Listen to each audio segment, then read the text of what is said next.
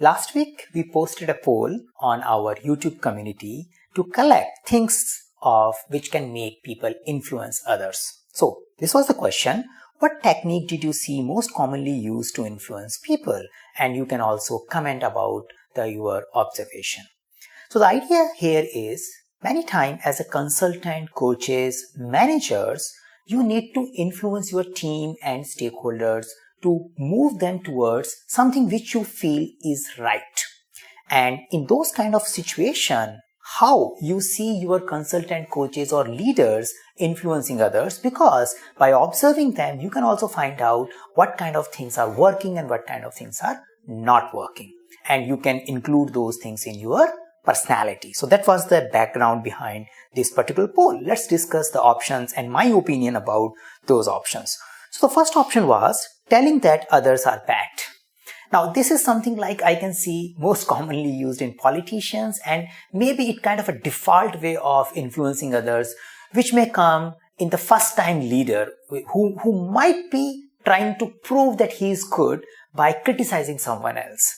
So someone who is initially starting teaching or explaining Scrum may just start explanation of waterfall and prove how bad it is. So rather than talking about your option, you criticize somebody else's option. You may see a politician criticizing the other politicians and saying that those persons are that particular person is bad. So by making somebody bad, I'm trying to make myself good. So I do see 5% respondent found this kind of behavior quite persistent in their work environment. I can see, yes, it may persist, but its impact may not be long lasting. So that's my opinion about it. Telling I am good, second option. So you don't tell the other person is bad. You try to explain that how good you are. So sometimes you get into a presentation and the consultant, before starting the presentation, talks about his own experience, his own things. So that is something like he is spending 5-10 minutes explaining about his goodness and hoping by creating that kind of a credibility, sharing his certification program, sharing his past experience, he may buy some respect from the audience and then should be able to influence them better. So I see some sort of possibility of getting impacted by those personality. In my opinion, it's good starting point probably, but what comes later matters more. Means like what kind of a things one person can deliver after saying that I am good is more important in my perspective. Third option, telling things which you have been or you were overlooking. So something like you are making your purchase decision, you are making your development decision, and you might be having some pains and problems or unmet need related to those decisions. And the consultant, an influencer or an advertiser comes up and talk about that thing, that are you considering this? And then you realize, oh God, I have been missing this point, and if somebody can serve this need, I may want to follow that person. So something like you are buying a product and the product looks cheap, but somebody tells you that are you looking at a lifetime cost of the product, because product requires continuous maintenance. And then you realize, oh God, even the expensive product which I am not buying is looking cheap when I start comparing the lifetime cost. So this is something like telling your stakeholders the things which they might be overlooking.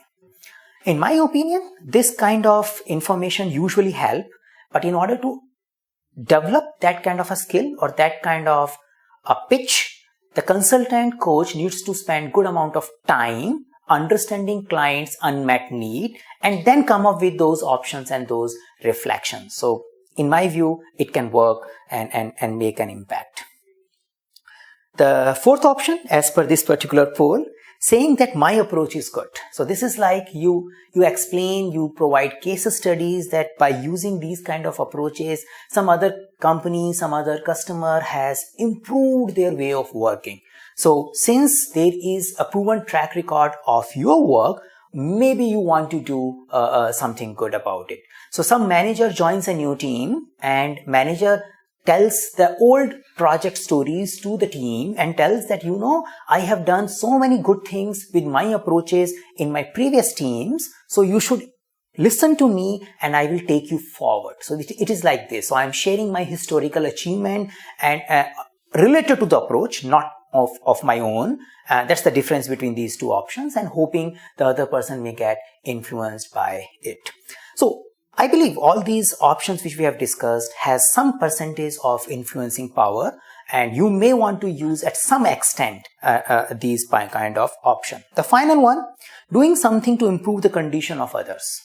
So this one is something I prefer, especially for the team leaders and coaches. So rather than telling my approach is good, rather than telling you should be looking at this particular thing, or telling about yourself, if you can find small opportunities which you can work on and get things done, which improves condition of your stakeholders, condition of your team members, or provide them more capability to do their work, and by doing that, you show your value to the team members and to the stakeholders.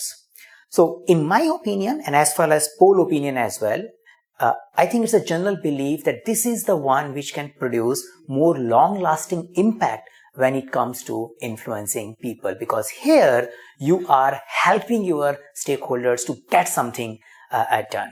Now, this was just a simple poll, but it is attacking a very crucial question, because as a leader, as a manager, one has to develop their influential skills. And I'm sure most of you might be observing or doing some level of influencing in their team environment. So why don't you share your experience, your opinion about influencing people in the comment section of this video?